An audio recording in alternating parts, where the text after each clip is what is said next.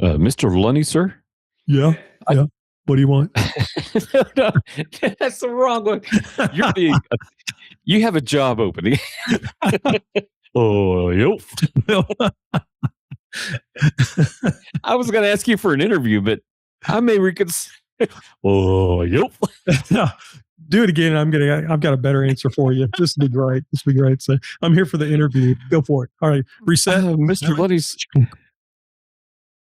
Mr. Lunney, sir, I'm here for a job interview. Who are you? And I don't believe I called you. You need to know me. Trust me. Yeah. Oh my God. Yeah. We're going to do How are you, Mike? Today on, I'm doing great. We're going to talk about interview thoughts. It's thoughts. Yeah. We're going to do interviews. Sometimes, and it's not just showing up like Derek did at my doorstep going, "Hey, you want me to be your band director?"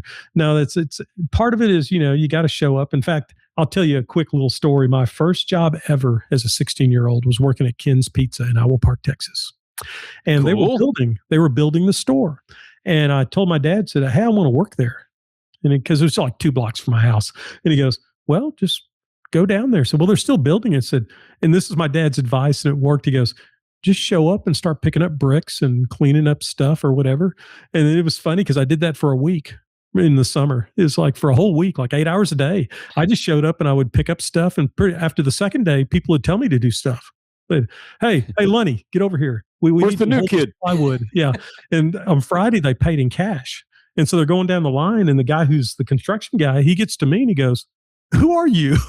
I go, "I'm just a person who wants to work here." And he goes, "You got to be kidding me." Said, you've not been interviewed. You've not been hired. So this is, OSHA would go all over us. He goes, "Well, I'm sorry. I just thought there was a job to do." And he goes, No. Let's. And he looked at all the other guys and goes, "This kid knows is he good at what he's doing?" He says, "Well, he's not really good with tools, but he does what he's told."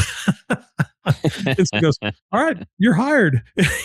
Here, fill out Something the to be said for this. OSHA's not going to come, get us." But then I ended up working at that place when it opened up. I applied to be a cook, and I cooked pizza for 6 years through high school and all the way through college, and it paid for my college degree.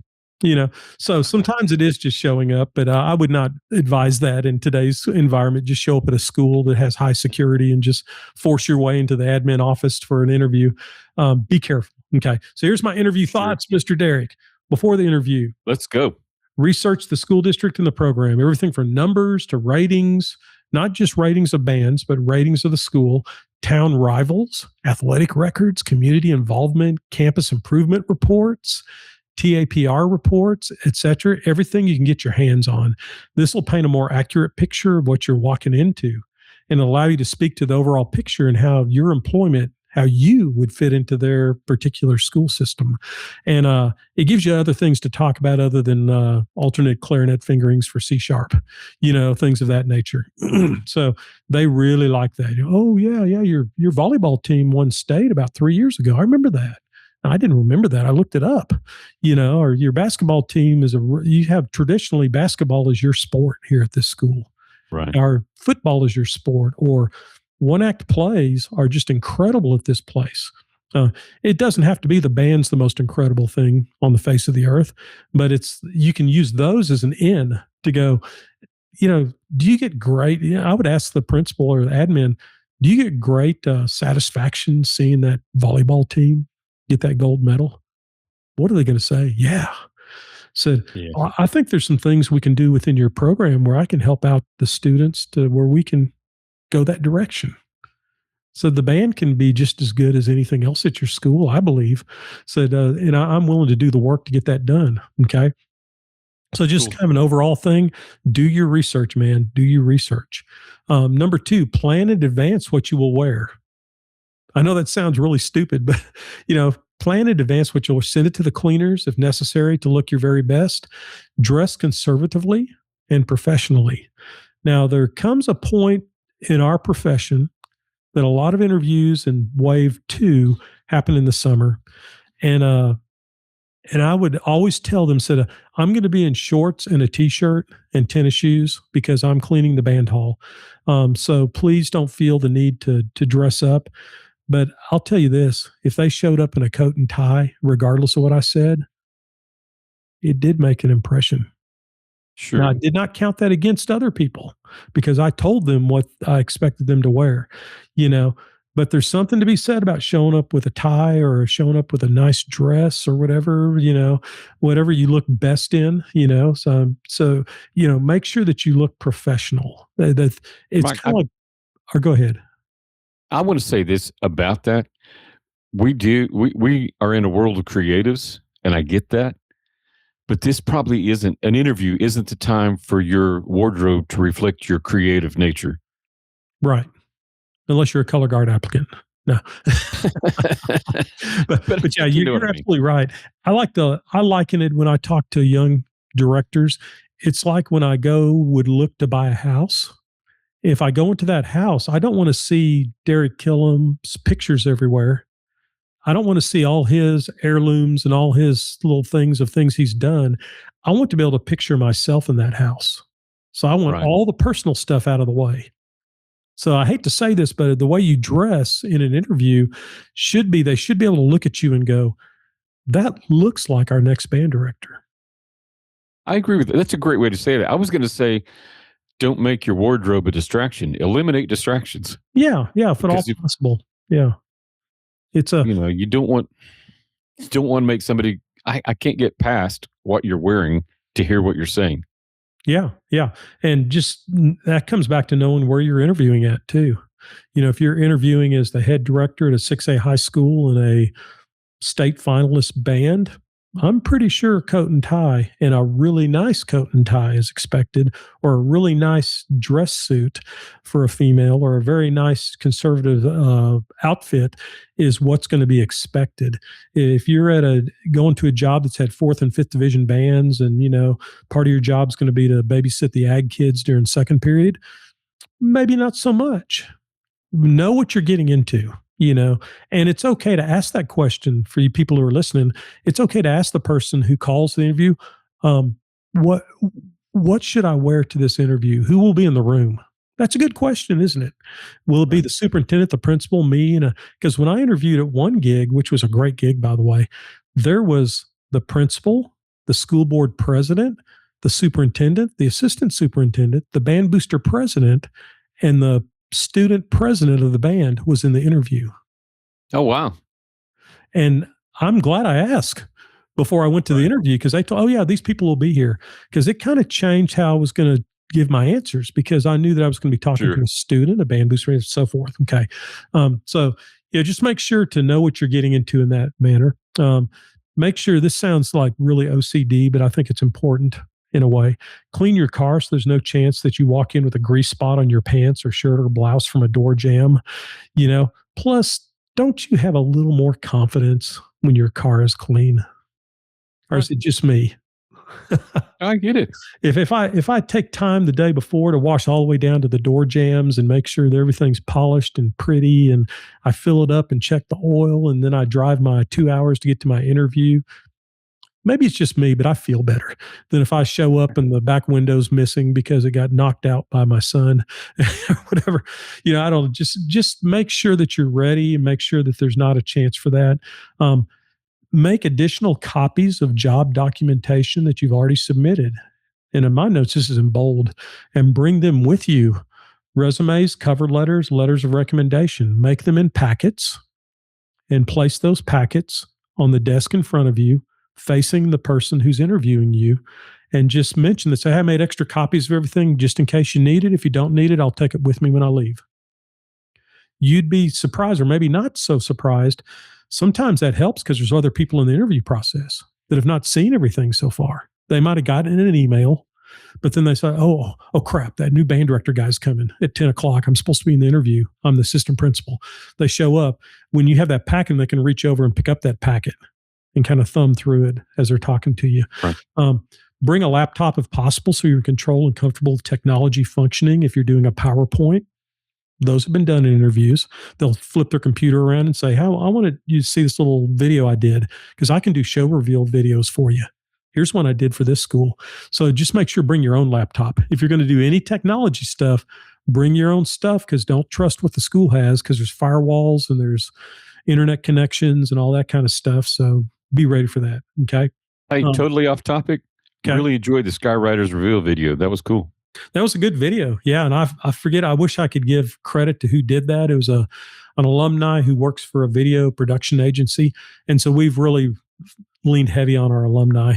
There's a lot of work in kind. Is that what it's called? Where they'll do a lot of work and they'll do it for free. A lot of us are Right. doing that, but yeah, that was a Looks good like a video. cool show, man. It is. And we've got 102 kids under contract, which was our goal to get 102. We've reached our goal. There's a lot of open class cores that would love to have more than 70 kids. And we had to turn away Right. like 30 kids, you know. Wow. So next year we'll be full open class and we'll go to 130, 140. And it's working. But yeah, thank you for saying that. I've always got to mention Skywriters somewhere in there. So I appreciate you doing that for me. Okay, it's kind of like my obsession, even with my Skywriter mug. If you got YouTube, here we go. Ta-da. Da-da-da-da. My overly priced Skywriter Yeti cup. On arrival, be prepared to surrender your license at check-in to the campus for security purposes. The days of pounding on the band hall door to get in are gone. Make sure you ask the person. They'll probably tell you, but if they don't say anything, you need to ask as the one coming in, say, what is your process for me entering your campus? Right. And some We campuses, do it's that. like, yeah, we're building a new band hall and just Mr. So-and-so is going to be back there with us. So he's the security guy. So just walk to the back of the building and talk to him first. Or the secretary will be there and you're going to surrender your license at the front, or they drop it in the little machine and they make sure things, that kind of stuff. So be ready for that procedure because we're here to protect our kids. And I know it's a pain. I mean, I've done clinics before. This is off the topic of interviews, but I thought it was interesting. I was in Alpine, Texas, a great band program, and I love that town. But the sheriff pulled up because I looked unusual to him. He'd never seen me before, and he's Stranger danger. Yeah, he pulls up and he goes, "What are you doing?" Because the band was on like a water break, and I go, "Well, I'm here to work the band." Oh, so Mr. Wilson invited you in? Yeah, Mr. Wilson did. So, okay. So I used to play trumpet in the band. Okay, yeah, very cool, very cool. But to the point of when they saw someone different walking around, I've walked up and a guy in a golf cart has caught me in the parking lot and given me a ride to the Right. front and said, "Why are you here?" "I'm here to work with the band." "Get in my golf cart, please. I'll take you to the front." They don't want people just wandering around their parking lot. So I think that's great. I I respect. will tell you, Mike, as the interviewer, it always impresses me to see that you followed protocol when you get to me. Yeah. So if I'm sitting there and you've got your visitor's badge on, I can tell that you went through the channels and you did what we expected. And I can already mentally say this guy is not going to go rogue on us. Yeah. I mean, you can't guarantee it, but yeah, but at least he follows the first set of rules. right. Which is good indication for the future. This is a really important one that I think a lot of directors, when they interview, fall short on. Smile and interact with the office manager or the campus secretary. That individual will be asked how your demeanor was while you were waiting. Don't go Right. in and if they go, "Who are you?" "Don't you know who I am?" Right. "Did the director not speak with you first?" "I have an interview at 10 o'clock. It's like, "Oh, no, You no." should know. Yeah. Said, "Oh, no, no, my name's Mike Lunney. I'm here for an interview." Said, "I'm not in any kind of hurry. So I'm just going to sit over here to the side and I'm just going to, whatever time works well, and then, if it's appropriate for a little bit of small talk, then maybe a little bit of small talk. Read the room carefully. They might be in the weeds right now with, scheduling or something. Read the room carefully. If your job's to get the heck out of the way and stand to the side, do it. If your job's they seem kind of bored because they have to be up there at 10 o'clock that morning, then maybe a little bit of small talk.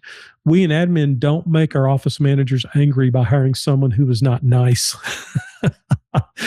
You wouldn't like our office managers when they're angry. They run the school. They have more power than the superintendent. Okay.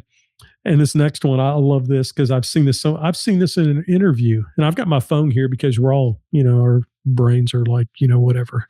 But I've been in an interview process when a phone is buzzed and I'm talking to the person, and they'll literally get their phone out and they'll start looking at their phone in the interview, and I'm thinking, in my mind, I sure hope someone died, because there's nothing on that phone besides someone dying that'd be important enough to interrupt this interview, because I'm not going to answer my phone either, because my phone is put up in the desk during an interview. Okay. So if they want me, they come bang on the door and say, this has happened. Okay. Because this will give you an initial snapshot of climate and culture if you are watching carefully. And this Right. also applies to that front office, Derek. When that office manager, that campus secretary, you sit to the side, it's okay to read through your papers, but I would under no circumstances get my phone out and start checking Facebook or my emails, because it makes it seem like I'm really too busy for this interview. Your best thing to do, in my humble opinion, sit in the dang chair and wait. Just With a sit happy there and wait face. with a happy face, with a not resting bitch face, but with a happy face. Right. Just be pleasant and just be present, be where your feet are. If you pick up your phone, your mind's going to other places immediately, isn't it? Okay. So Right. just be careful of that, because we're so used to it. Okay. Um, Well, when I that would comes, even offer this, Mike. So many places now are zero tolerance for phone. I mean, you're not supposed to have your phone out on campus if you work there or you're a student there. yeah, So why are you sitting there flaunting it? Be yeah. cognizant of the fact that we're not supposed Especially, to be on our phones especially right if you're interviewing in late May and school's still going on. You're sitting in the now. Right. office checking your emails on your phone while students are walking through, and the campus secretary can't check her social media or his social media. Right. Okay. So keep all that in mind. These are just old man opinions. Okay. On that. This one is definitely an old man opinion, because my father taught me this. When they come to get you, shake hands in a standing position and look them in the eyes. Some people are very, very critical of a weak handshake or overly strong handshake. I know that sounds silly in today's environment, But but it's that's still true. a consideration. It acknowledges, and my mom taught me this, said your heart faces who you care about. So if you just Oh, kind of have okay. your body turned away from them, and you're, oh yeah, I'm almost ready in a minute. Let me get this stuff out of my briefcase. No, you turn around, you face your heart to that person, and you Right. stand up and you reach out and you give a handshake and you look them in the eye and said, I'm so excited to be here today. I've been looking forward to this interview for days and days and days. And let them speak. Right. Give leading questions in the interview. I Okay. totally agree with you on the handshake thing too, because whether I like it or not, a weak handshake makes me go, "What was that?" Yeah. But even more so, too firm. I have a class ring that I wear, and I'm married. Yeah. It hurts, Yeah. and I remember that. Yeah. If you It crush my hand, makes them feel like they're dealing with that bad salesman, doesn't it? And right, I'm going to show you how I can do this. Okay. And just right, once you finally get yourself in the office, some general questions, be prepared to answer. One is I call it the elevator question. You've got your answer has to be, um, quick enough that if you got on an elevator with someone and they ask what you did for a living, you could explain to them who you are and what you did if you had to, within the time the elevator got to that wherever it was going to. It's a got to good be. thing. I've never thought about that. That's cool. You can't just ramble on and on about it, because they'll ask you, tell us about yourself. And if they do that, you don't go, my name is Michael Anthony Lunney. My social security is blah, blah, blah, blah. I was born in Fairborn, Ohio at Wright-Patterson Air Force I gotta Base say, in 63. And they're going, oh my God. And again, I was line leader in fifth and as a 5-year-old, 4 times. 4 times I was line leader. It's like, captain of the school color guard. no. But what this does, I hate to say this is the quiet part out loud, Derek. So if any buddies listening that's an attorney, please turn off this podcast at this moment. This is your opportunity to share whatever secrets you want to share, things they cannot ask about. When they say, tell us about yourself. If you want to discuss with them that you're a deacon at the church, that's when you can do it. If you want to tell them that you've been married a certain amount of years, that's when you can do that. If you want to tell them how many kids you have, that's when you can do that. If you want to, whatever you want, the secrets, I hate to say secrets, but the goal is to ask leading questions for them to say, tell me more. Right. Don't give them so much that they're like, oh God, I wish you just shut the hell up. Right, next. I've got another interview at 11 and this guy's going and going. just tell them something. Said, yeah, we had a band at state marching 4 times in a row. And that leaves just leave that blank spot. The admin will go, well, why don't you tell us about that? What years were those? Yeah, Instead what of, brought that up? Yeah. yeah, instead of going in How did you 19, accomplish that? I guess is what. yeah, yeah. So let them ask leading questions. Okay. Don't spend too much time talking about yourself. Tell them what you can do for them in the introduction. I can help student performers achieve at the highest level of their ability, both as an individual and a team.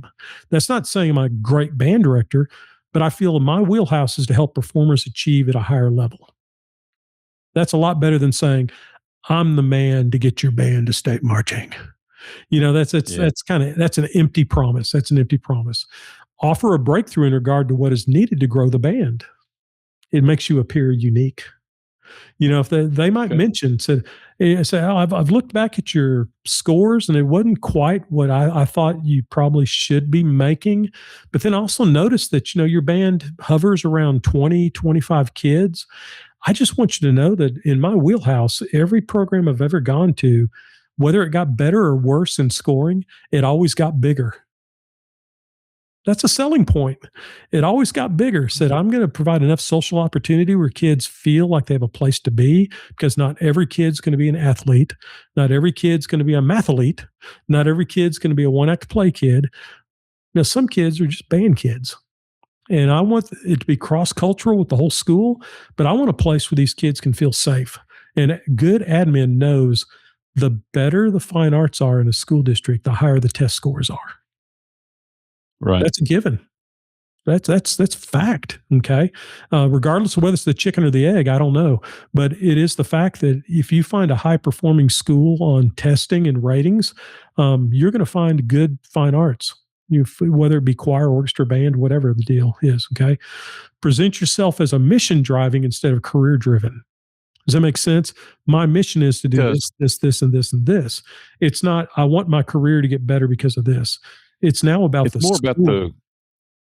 would you say it's more about present the why of what you are and what you do, as opposed to here's my specific career goal points?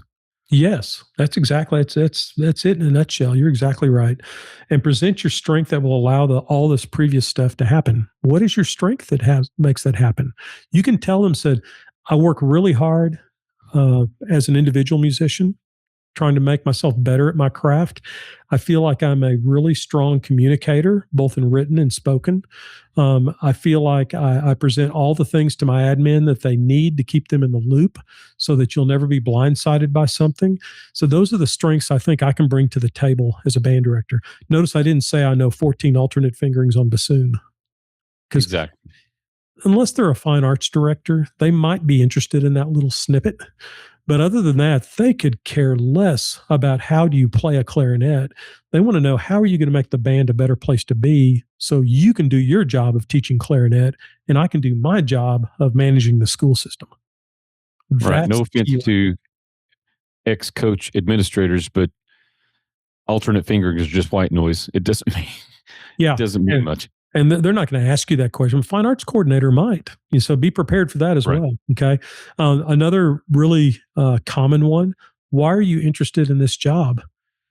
Make sure you've done your homework. You talk about the good things you've noticed in your research, and now how maybe you could be part of the success and the growth of the program, how it's exciting to you.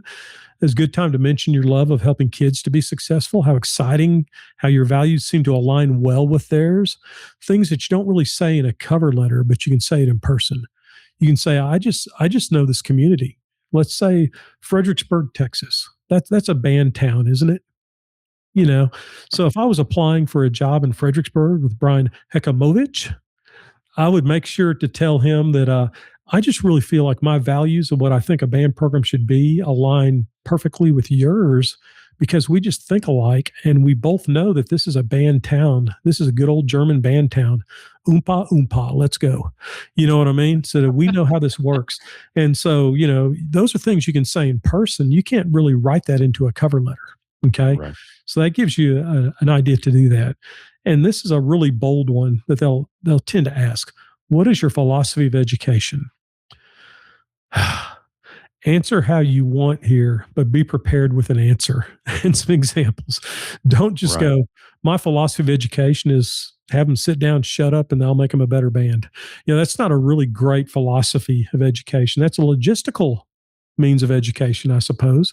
A textbook answer with no thought or examples of you putting it into practice means nothing. So here we are back to Chat GPT and AI. Don't rattle off some kind of thing. This is why it's some level of experience working with kids is so important. We want your philosophy. When you Right. go into And band listen, Mike, rehearsal, what is your philosophy? this this is something you really had to think about because it's almost like a mission statement. You It is a actually have mission to statement. stop. You have to figure out who you are, why you do what you do, and what you think is the best way to accomplish that, and put that in.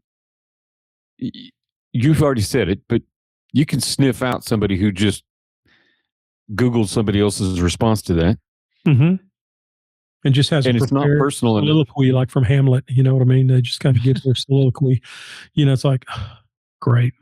They never But it's just like cleaning your car.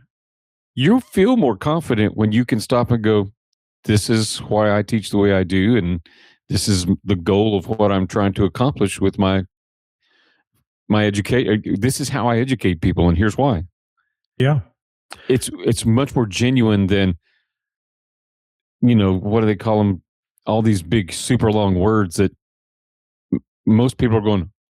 I'm not sure you used that word correctly, or that doesn't even make sense in that statement. Yeah. you know, If the person interviewing you feels the need to pick up a dictionary, we're in trouble. You know what I mean? right? Keep it simple. Keep it simple. And something else, just a little snippet to throw in there in the midst of all this stuff. And I don't do this really well on my podcast because we just kind of plow through stuff because people are We'll busy. gloss over, right? We just kind of go to the next topic. But when they ask you a question, pause. Think about the question. It's going to seem like an hour and a half in your mind. It's only about 5 seconds, but it's just enough to make them reset their brain. It's just enough for you to reset your brain. Because if they ask you, what's your philosophy of education? You immediately go, well, in my opinion, this is the way we need to do it. They don't want that kind of energy. Trust me. They don't. They want someone to sit for a second and go, my philosophy of education. Let me tell you what I'm thinking.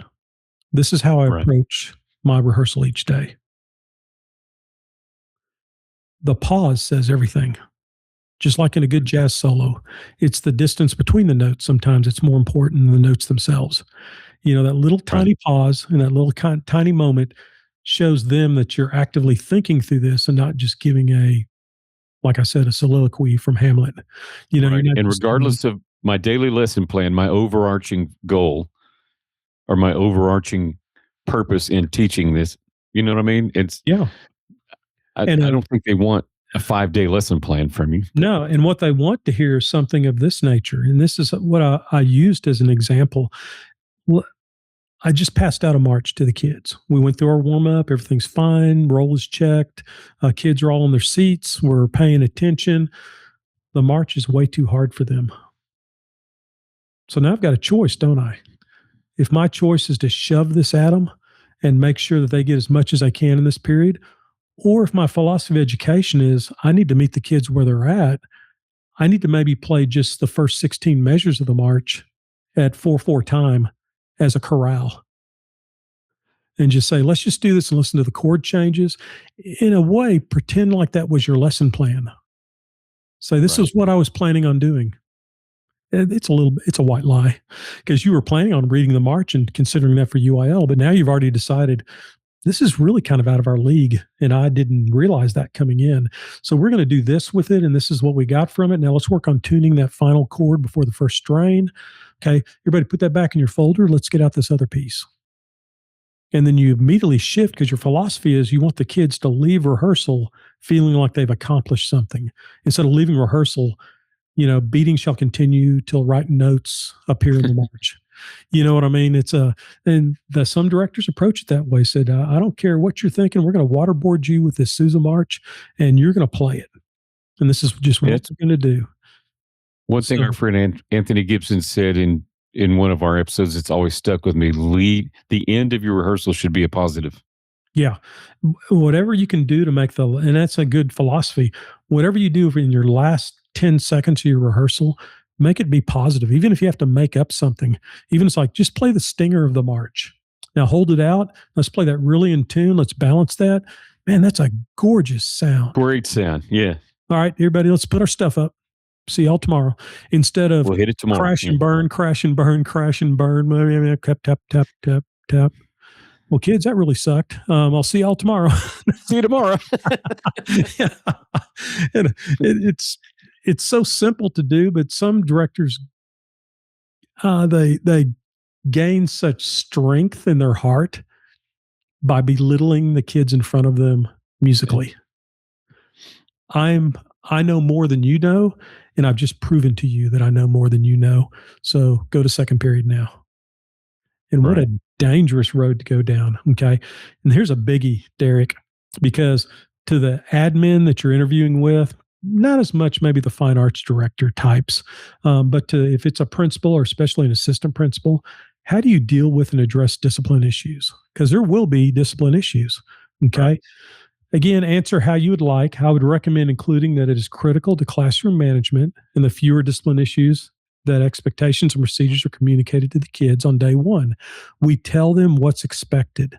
We list what's expected. We have a certain list of 5 steps written on the board or written on a bulletin board, big letters where they can see it every day and they know what those expectations are. Does it mean they're going to follow them? No, it doesn't mean they're going to follow them. But think about it driving your car. Can you imagine getting pulled over by the DPS and they go, "You were speeding"? Well, there wasn't a speed limit sign. We know there's no speed limit sign, but it's 60 right here. You were going 75, but it doesn't say 60. Well, that's your problem. Doesn't matter. That's your problem. You're in trouble now. Yeah, and that's how the kids feel, so not that everything will be bright and shiny and everybody will be happy, but you know what? Most people, if they know they did not meet the expectations, they will, in a way, expect the consequence. Okay. Have an organized, structured class in which kids know what to expect, and that'll help eliminate it. Make sure your admin knows that you will pass this plan to them for affirmation. Does that make sense? We don't. It does. The worst thing you can do to a principal is blindside them, where it's like, no, my expectation was they had to be at every rehearsal or they lose their spot in the show. And they missed the 15th rehearsal. So now they just lost their spot in the show the week before contest. And the principal's going, "What?" Yeah, I've never seen that in a handbook, but make sure that they have all that. Explain the finer points of it, and that'd be a ridiculous expectation, by the way. But, if that is your expectation, just make sure everybody knows, before you get into it. And I love this one because this works wonders if you're going to interview. Wherever possible, you will try to keep your discipline issues in your office before you refer it to an assistant principal.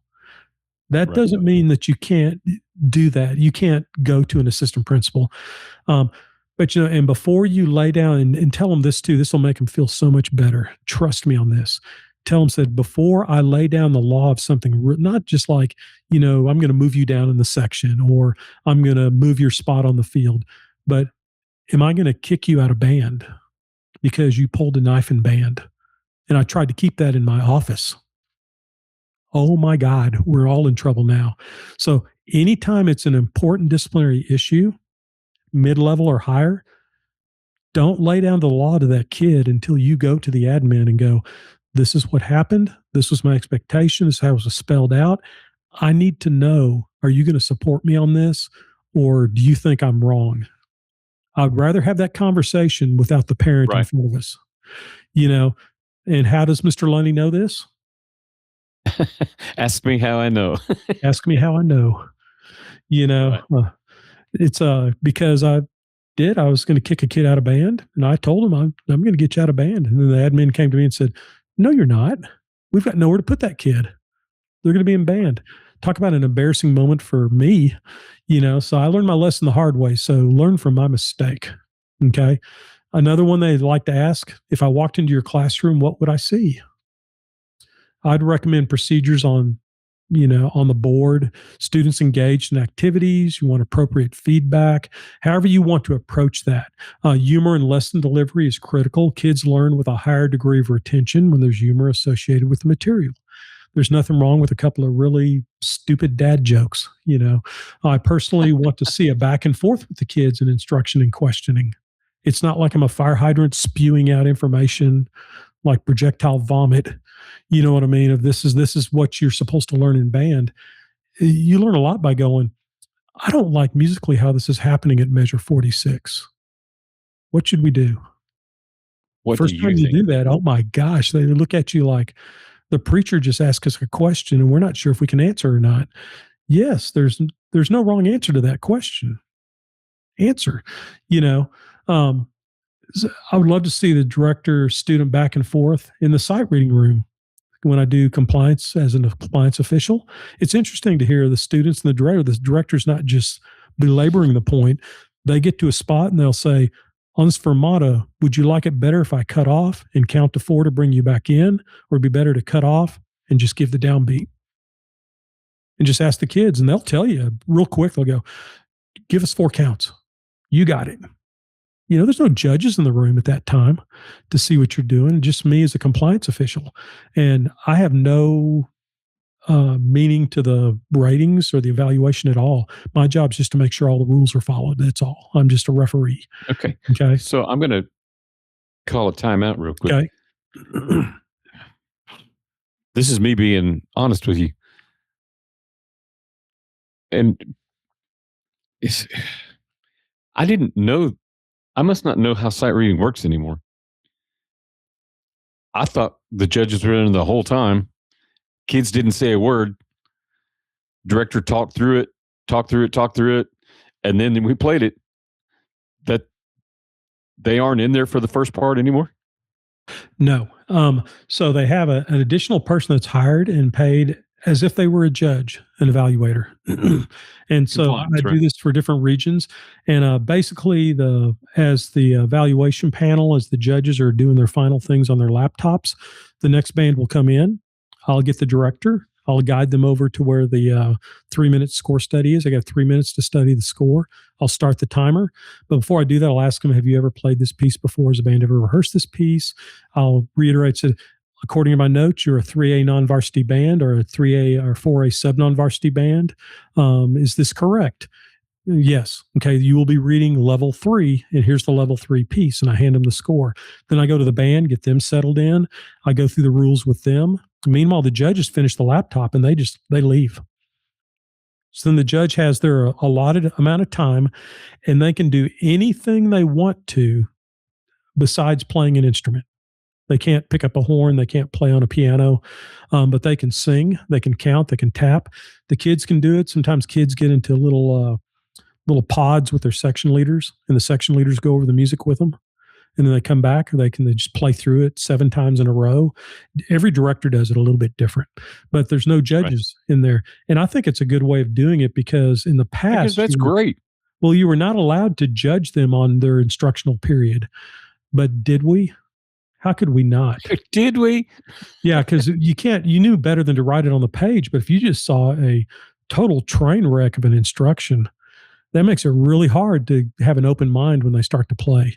But now you come in and after they finish, like I text in a group text to the judges now, and then they come to the door and the director finishes, and then I bring in the judges and I say, band, I'd like to introduce you to our evaluators. This is Derek Killam from Midland. This is so-and-so from Odessa. They're here. They've had great bands in UIL. They're here to evaluate your performance today. Evaluators, I'd like to introduce you to the Owl Park Hawk Band. They're a Class 3A varsity ensemble today. Then I look at the director and I go, you may play a unison note or a unison chord at your discretion, and you may begin whenever you're ready. And I walk off. And then they play, and the judges evaluate what was just played. I think it's a better process. Is there ever going to be a perfect process in sight reading? No. I think it's a better process. But it's kind of chasing a rabbit, but I think maybe out of this whole podcast. No, but I appreciate that. My experience, that's how old I am. You are old. That was the scariest part of concert and sight reading contest. Yeah. You can't make any noise. You have to be totally quiet. And let's be honest, I don't know that I was catching everything in that environment, everything that my director was saying anyway, because it was such a kind of moment. I think that's much healthier and a better way to do it. So Yeah, thanks for that. Thanks for you the bet. rabbit trail. You bet. No, no problem. Okay. So the next one would be how do you support the student's academic success? Because to the admin, they do want to have a good band, but they really want to have kids who can read and write. Right. And band is secondary to that. It might be a close second, but it's still secondary to that. Okay. This is another chance to showcase the research you've done. Yes, fine arts existence supports academic success anyway, but not every administrator buys into that. So be able to suggest things like your older kids tutoring the younger kids, checking grades periodically. I, as a director, communicate with the parents and the classroom teachers. When I was in high school, I was a big number sense guy. You know what I mean? So I was in UIL mathematics. I was a mathlete, so I could help kids with trig and calculus. So it shows the fact that you're not just this kind of oddball musician, hippie guy that's coming in to just do the band program. That you actually are grounded in academics. I graduated third in my class from high school. So I have a strong foundation in academic structure, and said I feel like I can bring that to the table as a band director. That Cool. it's all part of the same thing. Campus improvement plans. They might literally ask you, "Are you willing to serve on a committee?" The answer is yes. Okay. So many directors shy away from that. They'll say, "Will you be on the campus site-based committee?" I don't know. I've got so many things. Could you maybe ask like an English teacher or something? What an idiot you are to turn that down. If they ask you to serve on a committee, you might not be able to make every meeting, but you will gain so many points and credibility with the academic teachers and with the admin that you actually do care about the campus. You're not just caring Right. about your band hall. Make yourself potentially valuable to them, not to the Very good band, point. to them. Okay. Then they'll ask, what method of communication do you use to keep parents updated? And this changes yearly. I mean, back when I retired, I think Remind was a big thing. I think it's now gone the way of death. Okay. Do you use a website? Even that is pretty clunky nowadays. Email blasts seem to be the most appropriate. I don't know. You can put Google Calendar on there or the iCal, where it'll load in. I would say on the emails, Eric Rath, a good friend of mine up in Canyon in Amarillo, he has the greatest email signature of anyone I've ever seen. Because if you get an email from him, it has a list. It has his signature, of course, and director of bands, and it does say it says director of bands and answerer of many emails. I think it's what it says on there. And then underneath it has like 10 links, like hyperlinks. They're in blue, and it has like our band handbook and our band travel expectations. Or it has all these things that would answer potential questions. So anytime a parent gets an email, those are always on the bottom of the email so they can click on it. I think that's brilliant. Instead of waiting for Right. a parent to go, how do we determine such and such? They can look at that because we're in a society now where our parents now would rather go through an automated system on a phone or a computer than they would to talk to a person. I think I've Right. done business with Bank of America now for 15 years without speaking to a person maybe 4 times. Everything's done automated. And so we're in that situation in life. So to tell them, give me a call when you want to know something, that's almost insulting to them. They're like, oh, God, how rude could that be? Right. I just want the information. So put the links on there. So make sure you at least have a plan for how you're going to communicate. And then what's your vision for the program? Mainly, this is head director positions, whether it be middle school or a beginner band head director. There's bigger programs that have a 6th grade head director. What's your vision for this program? What do you see the future being? This is a moving target, by the way. Your vision can and will change, and that's okay. Begin with where you stand on the importance of culture, climate, ratings, participation, quality, quantity, community connections, college readiness, overall experiences. I mean, it could go on forever, couldn't it? Okay, use research to drive what you feel is important. Just remember that the administration and community expectations are important to recognize and include when speaking about this. Your vision is a living, breathing thing that will grow and develop as the program does if you approach it correctly. And I'll give you one example of expectations. Many directors might have a problem with this because we did.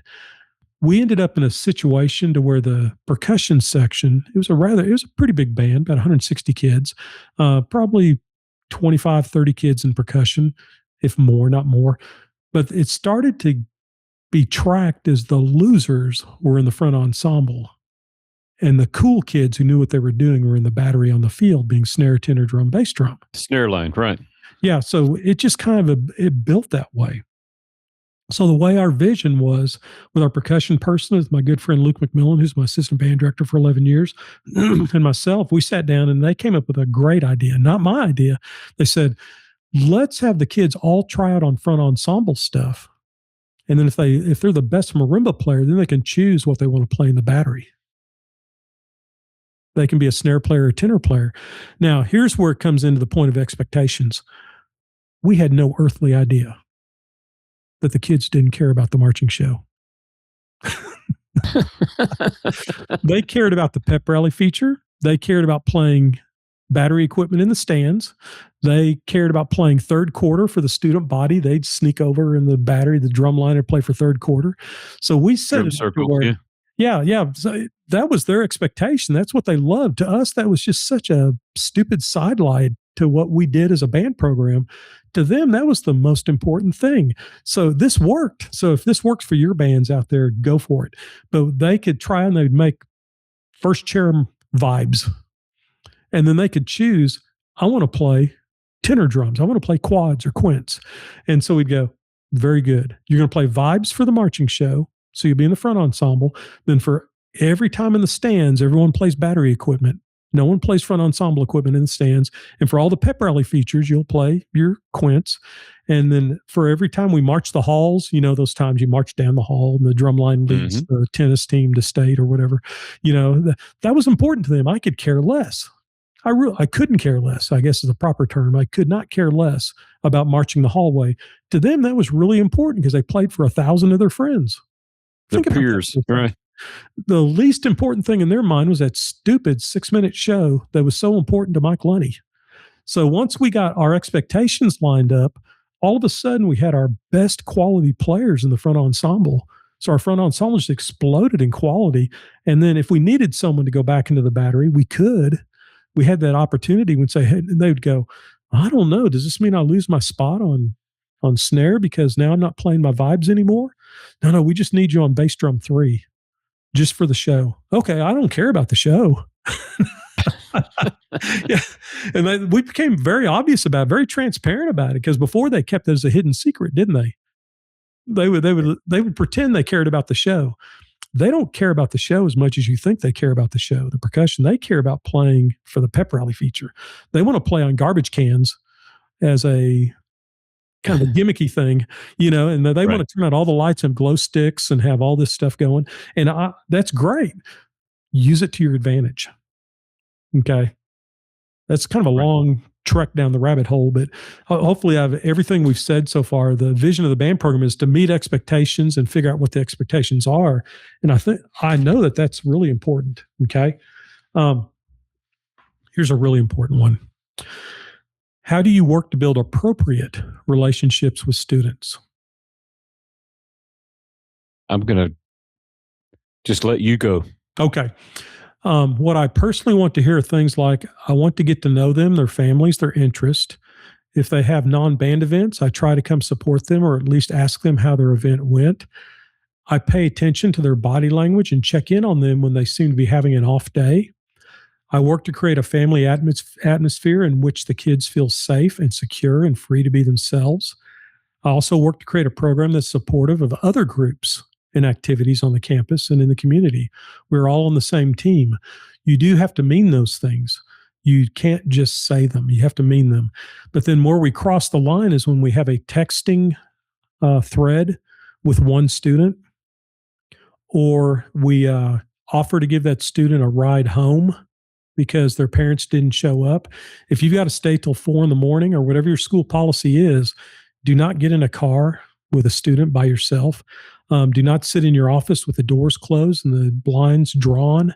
First thing I did when I moved into the Wiley campus was I had the door replaced because it had no window on it, and I took all the blinds out of the windows and threw them away because I wanted that to be a fishbowl. Yeah, I did not want Right. any kind of we closed the blinds, we closed the door. Now I need to talk to you privately. Um, because, it's not a quiet part out loud. We all know all the things going on. It's in the news every day. If this band director had a sexual relationship with his student, are alleged to have done so. And it ruins lives. It ruins the kids are definitely the victims in this because it's a power situation. You have more power than they do. Okay. So you've got to be very considerate of your body language. You've got to be very considerate of your communication skills. You've got to be very considerate of your logistics of the room, of that you're in the band hall. If there's only one kid left and everyone's gone home for the day for the after a football game, make sure there's one other band director there with you. And it's not because it's a girl and I'm a guy. It's not because I'm a guy and it's a girl, because every relationship exists in today's world. Always has existed. It's just more evident in today's world. So don't take any of that for granted. I can give a boy a ride home in a car because I'm a male and he's a male. Don't fall into those old boomer mentalities. And some schools actually have it in their policy that if the parent doesn't come pick them up, your job is to call the police, and the police come pick up the child, and the parent picks up the child at the police station. That's actually, believe it or not, that is in school policy for a lot of schools. So you follow what has to happen. I think the most glaring, I know this kind of drawn this out a little longer than maybe needed, but I think maybe it is needed.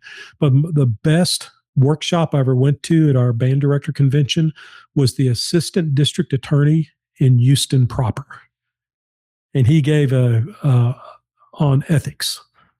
And he started off with saying, "My job is to catch you doing inappropriate things with minors. That is my only job in this world. Whether it's a band director, whether it's a coach, or whether it's a teacher, that's how my channel is. Schools, inappropriate relationships, sexual relationships with students, emotional relationships, etc."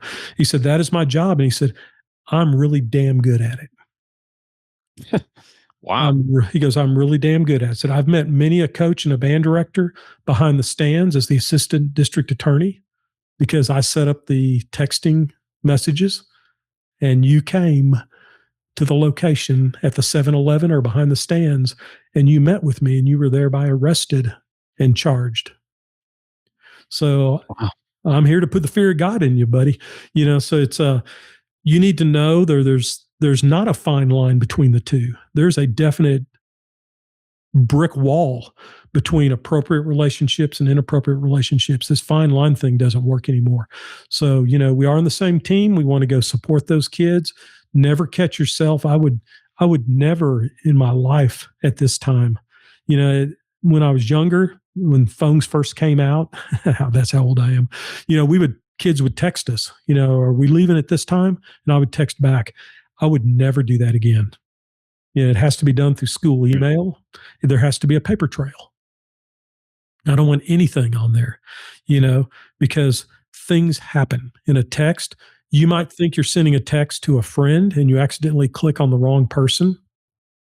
And all of a sudden you've sent this very glaring text that wasn't even meant for that student. And all of a sudden it's sitting on their phone and they're reading it going, "Oh my God, where did this come from?" It might be someone who you were wanting to go out with that evening that's an adult. And you sent them this little bit off color message and it landed on a student's phone. Don't even get in that boat. You know what I mean? Don't even get in that lake. Don't even get in that county. You know what I mean? Just make it to where your phone cannot reach them unless you're going through your school email. Right. And Well, and I will also just but it is what it is. one little tag to that: perception is reality. It doesn't matter what your intent was, how it's perceived is the reality. Yes. And it's important to know that, and in an interview to express that that. Yes. There's no doubt about that. Okay. And the next one, to leave that very awkward moment of our podcast, it is very awkward, and that's what makes it such But a it has to be it said. has to be said. And I used to think, Mike, that people knew better. I don't know that people know any better now. That we've become so casual in our society. yeah, But there are still lines. There are still things that good educators don't do. yeah, they just So can't do it. They just can't do it. Okay. And they'll ask you, what's an area you feel like you could grow in as an educator? Or they might simply ask, tell us a problem you've had as an educator and how you overcame it. So you'd better have something in your wheelhouse with it. And please don't do this. My biggest flaw is I'm a perfectionist. And I'm so hard on myself that I get myself so worked up and I don't teach as well because I'm such a perfectionist. Give me a freaking break. So maybe you are a perfectionist. I don't want to hear about that. I want to hear about this happened in your rehearsal and a kid punched another kid in the face and slammed their horn into the parking lot asphalt and walked off the field. And this is how I handled it. And I handled it incorrectly. And I've grown as an educator since then. And this is how I would handle it today. Give a real life example of something because we've all made mistakes, right? I mean, right. unless you're the perfectionist, I suppose, but we've all made mistakes. Tell them a mistake you've made and how you fix that mistake or how you've learned from that mistake. You can't fix all mistakes. If you seem untouchable and arrogant, you will become unhireable. Great point. Yeah. Okay. And lastly, there's a million possible questions that people could ask. So, you could drive yourself crazy as an applicant trying to figure out all these. Campus admin will likely shy away from music specific questions. Like, my trumpet player in beginner bands having trouble playing higher on their instrument. What are some things I can do? That's not going to be an assistant principal question. But there's a lot of times when you have a fine arts director or a head band director and you're going to be an assistant at the middle school or the high school, be honest with them about your knowledge base. If right. they say, tell me an alternate fingering for a C sharp on clarinet below the staff. If you don't know, just say, I don't know. Say, but I do know how to get the answer. Like that. Hasn't come up in my teaching career yet, but I know where to go. Yeah, yeah. And it's especially if you're a first year teacher, it's okay to say, I really don't know this. One of my, the kids were in on this. One of my things that I would do, because I always had band quartermasters that took care of the equipment. They were students that were assigned to take care of inventory and stuff. And they loved doing that job. But if I get a new student teacher, I would say, hey, go back there and ask Derek for a treble clef baritone.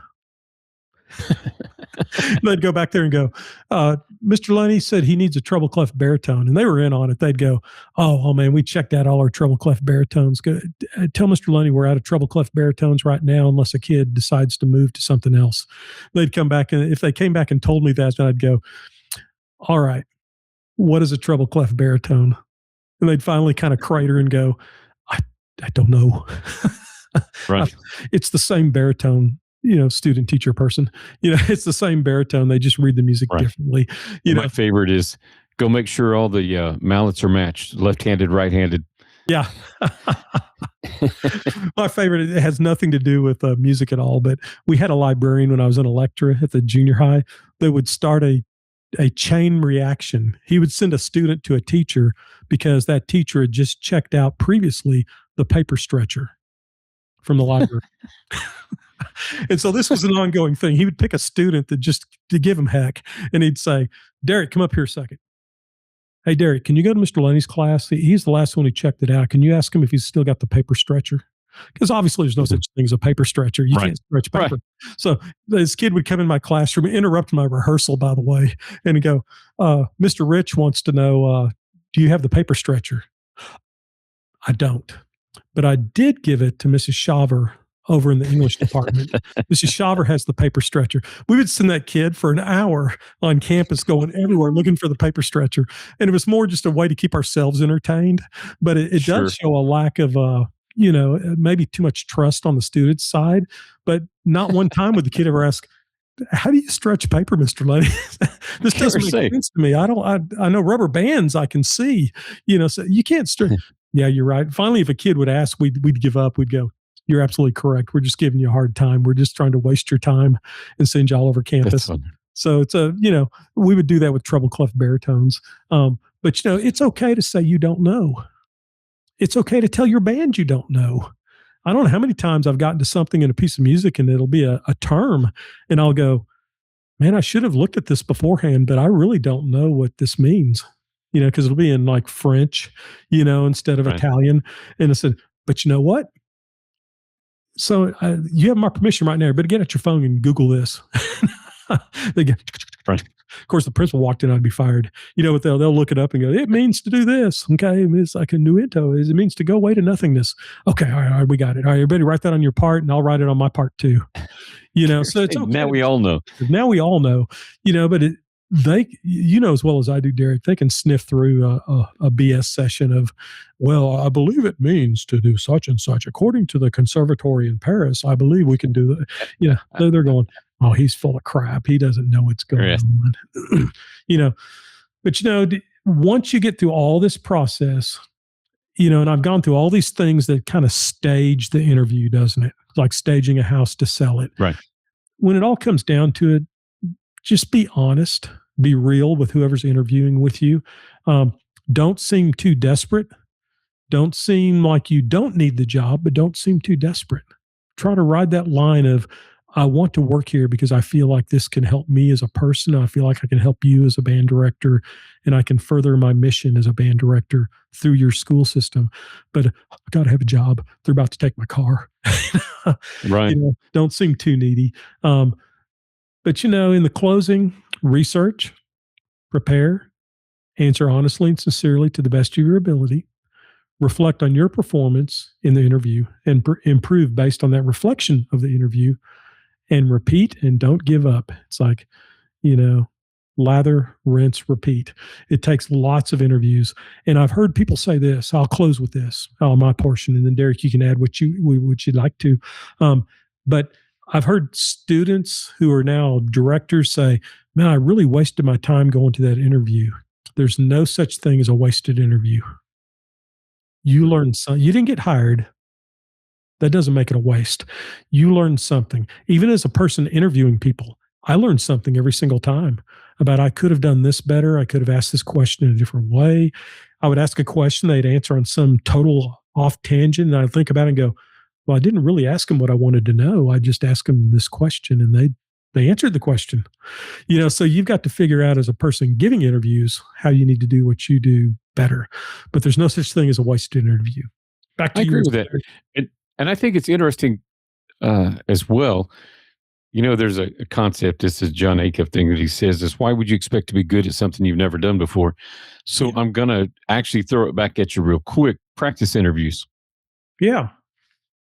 Just you've feel free done some of those before, right? Yeah, to work with I keep saying student because I'm so damn old, but to work with a young band director who's like, man, I've been to 5 interviews and I just don't seem to be making any headway. And I'll say, well, they're in a different part of the state. Why don't we schedule like 15 minutes on Zoom and say, just send me the link and let's figure out a time, and I'll go through a real quick synopsis of what we need to do, and then they'll start to answer a question. I'll go, time. Never say that in an interview. Do not say that ever again in your life. Or here's a better way to discuss it. What's your discipline plan? And also they go into a 30-minute dissertation on discipline. It's like, time. They don't want the 30-minute dissertation. They want to know your philosophy of how you do your discipline, how you're going to set up your expectations, how you're going to follow through, how you're going to deal with admin and parents and kids. Said, keep it short and simple. Keep it simple, stupid. The KISS method.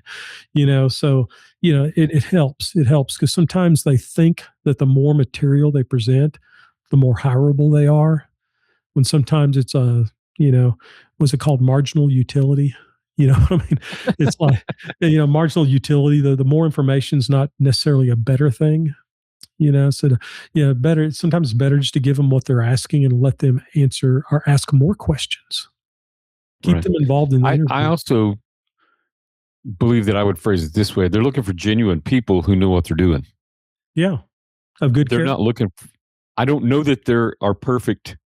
If that interview was too good to be true, there's probably that it wasn't a good interview.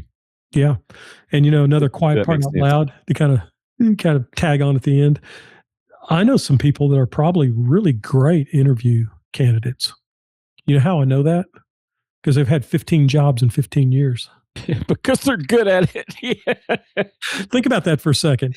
Well, I always joke about this. They must be a really great interview because by the time you get to your 15th job in 15 years, don't you think an admin would be going, we need to kind of figure out what's going on here. Why have you been at 15, 14 Right. places and now you're applying at your 15th place in 15 years? What's going on here? So they must be they must talk a good talk and be a good interview because that admin, for some reason, I know they've been 14 places in the last 14 years, but Right. I think they're our person. We need to hire this The other person. thing that I try to tell people as I'm helping in the process is charm might get you in the door, but character is going to keep you there. Oh, that's a good quote. So I never want to fake who I am. Yeah. Just because it's good interview, that's charm. Yeah. And don't lie in an interview. Don't lie at them, Right. you know? Yeah, It, because it won't take long to figure it out. they'll figure it out, and the kids will figure it out and tell the head director or tell the principal. Right. Said he really doesn't know, or she really doesn't know what she's doing. They'll tell the principal Right. that. Right. I've been in band now for like 4 years, and through beginners, and I'm pretty sure they're kind of confused. I'm not sure they know what they're doing. They'll be real honest Yeah. with their principal. So, and their Well, parents especially, great. their parents will start going, yeah. Great stuff, my friend. And again, I think sometimes we psych ourselves out Mm-hmm. and we turn it into I've got to be perfect. This is, if we make one bad mistake, we're like, oh, or not Yeah. one bad mistake, but if we say one thing that we didn't really want to, you know what I mean? Sometimes Yeah. we get tongue tied. Yeah. I do it all the time. It's like a bad note in your senior recital. One bad note doesn't negate the entire recital. But you got to be confident in who you are, and you got to be confident in why you do what you do and why you want to do that here. And then just sometimes you have to, we've said this in a prior episode, sometimes it just doesn't fit. That's okay. Yeah. At least you are confident and presented yourself the best that you could present. That's all you can do. Yeah. And I tell you what, So- Derek, in our next two podcasts, we're going to do it on how to leave your job in a classy manner. Because once you've gotten that new job, we've got to figure out how do we leave this one without total burning and nuking the band hall and burning bridges. We've got to figure that out. And then the one after that's going to be on the old retire, rehire system of that, and people who have left the profession and have figured out that, I really am a pretty good band director. I want to get back into teaching. So that's going to be our next two podcasts to kind of give them a little All right, man. snippet. Well, I'm looking forward to it. Hope you have a great week out there in the trenches. Will do.